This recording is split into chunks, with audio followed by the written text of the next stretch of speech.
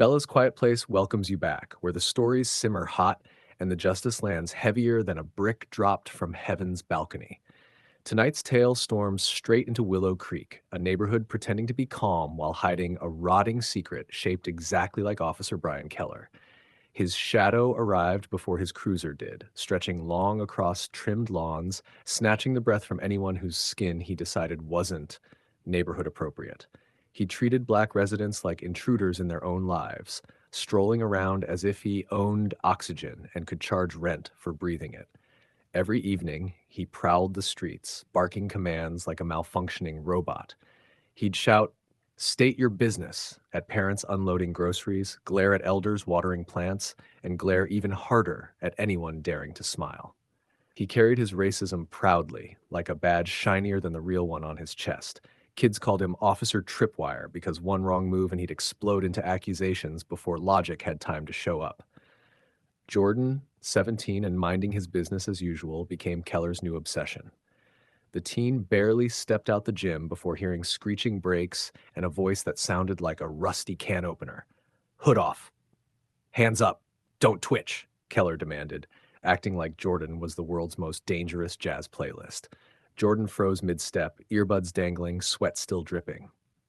"Sir, I live he," was all he got out before Keller grabbed him like he was seizing stolen merchandise. Neighbors peeked, phones raised, tension snapped like dry twigs, and then came the voice that knocked the air out the sky itself.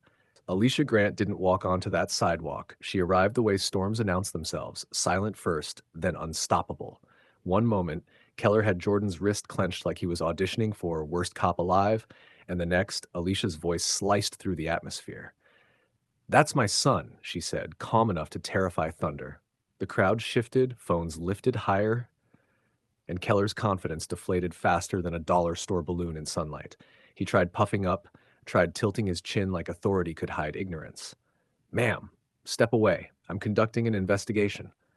Alicia blinked once, slow, as if giving his brain a chance to reboot. "Investigating what?" she asked. "A teenager sweating after working out?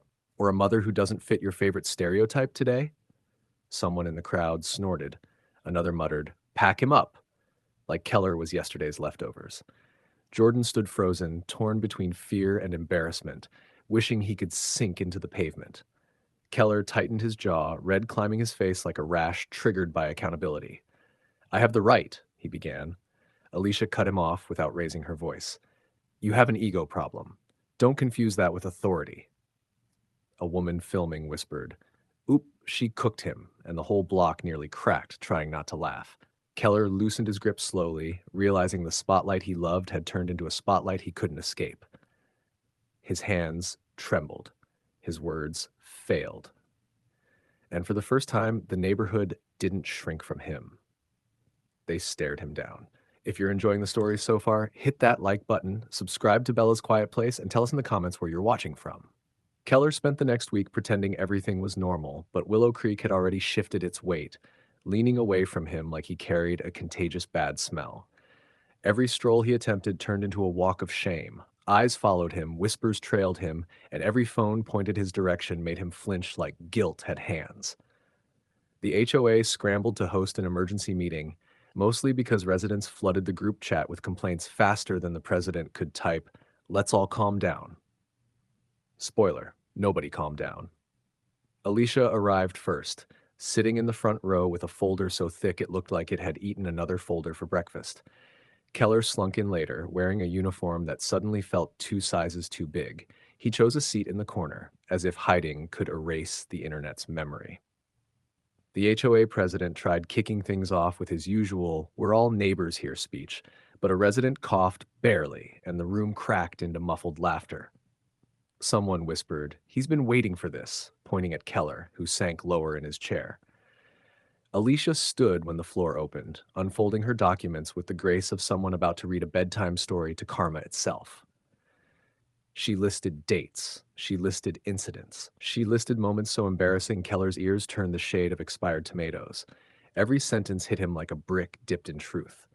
A man in the back muttered, "Man's been acting like the HOA police all year." Another added, "Badge so shiny but brain so dim." Keller's leg bounced uncontrollably. He was trapped, cornered. exposed in front of every person he had intimidated. The board chairman finally rose, clearing his throat like he wished someone else would deliver the blow. But Alicia had already turned the room electric, and every resident sat forward, waiting. Officer Keller, the chairman began, voice trembling just enough to be satisfying, your conduct violates every community guideline we uphold. Keller lunged up so fast his chair screeched. You can't. I was protecting. But the room shut him down with a collective glare, sharp enough to shave steel. A teen whispered, man's cooked, and someone behind him whispered back, no seasoning needed. When the chairman read the decision, full ban from Willow Creek, Keller's expression crumpled like wet paper. He reached toward the board as if begging would reverse physics. Please, please, I need this neighborhood. I need my job. Someone snorted, you should have needed common sense first. And the room rippled with stifled laughter. Alicia stood slowly, every movement precise. Keller turned to her like she was his last lifeline. Talk to them, he begged. Tell them I'm not a monster. She studied him with the quiet cold of someone remembering every harm, every insult, every fear he planted. You built this fall yourself, she said softly. All I did was stop pretending you were tall. He buckled, sinking into his chair as if gravity wanted him specifically. His badge came off days later, his supporters vanished like smoke, and Willow Creek breathed again. Finally, fully, loudly. This is Bella's Quiet Place, where stories hit hard, justice hits harder, and comebacks always land sweet. If you're enjoying the story, make sure you like, subscribe, and tell us where you're watching from in the comments. Do you think Officer Brian got what he deserved? Comment below and let's talk.